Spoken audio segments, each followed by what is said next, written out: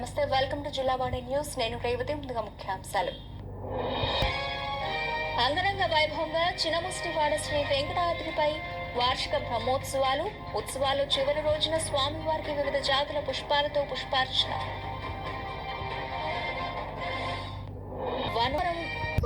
విశాఖ జిల్లా పెందుర్తి మండలం చినముసిడివాడ శ్రీ వెంకటాద్రిపై వార్షిక బ్రహ్మోత్సవాలు 5 రోజుల పాటు అంగరంగ వైభవంగా సాగాయి.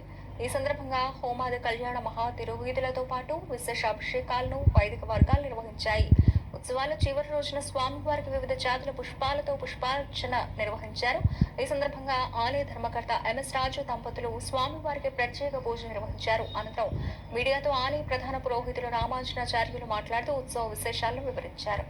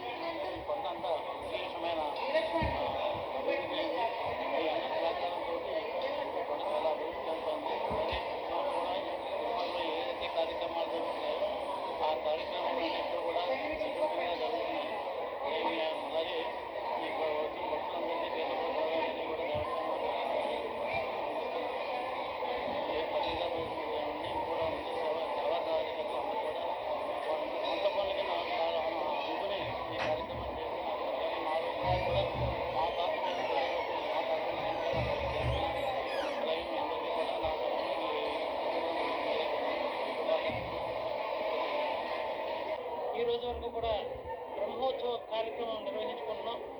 వైశాఖ మాసంలో దశమి పర్వదినాన్ని శ్రీవారు ప్రతిష్ఠ చేసుకోవడం జరిగింది.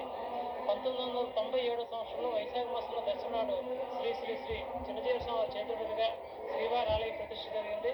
అది మొదలుకొని ప్రతి సంవత్సరం కూడా వైశాఖ మాసంలో దశమి పర్వదిన సందర్భంగానే శ్రీవారికి పాంచాంగ దీక్షతో 5 రోజులు ఈ బ్రహ్మోత్సవ కార్యక్రమాన్ని నిర్వహించుకోవడం జరుగుతుందన్నమాట.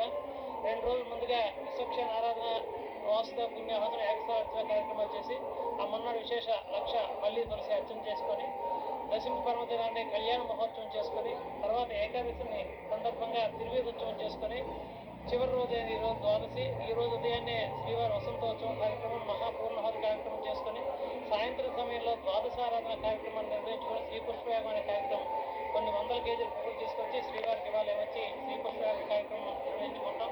అనేక సంస్కృత కార్యక్రమాలు కూడా జరుగుతుంటాయి. వచ్చిన భక్తులందరికీ కూడా దేవస్థానం నుంచి ప్రసాదాలను ఏర్పాటు చేసి ఉచిత ట్రాన్స్పోర్ట్ సదుపాయాన్ని ఏర్పాటు చేసి భక్తులందరూ కూడా ధరించడానికి స్వామి సన్నిధి పనికొస్తున్నామని చక్కగా అందరూ కూడా ప్రగాఢ విశ్వాసంతో వచ్చి బ్రహ్మోత్సవం 5 రోజులు కూడా బ్రహ్మాండ నాయకుడు సేవ చేసుకుని ప్రతి భక్తులు కూడా ధరించారనమాట. ఇలాంటి కార్యక్రమాలు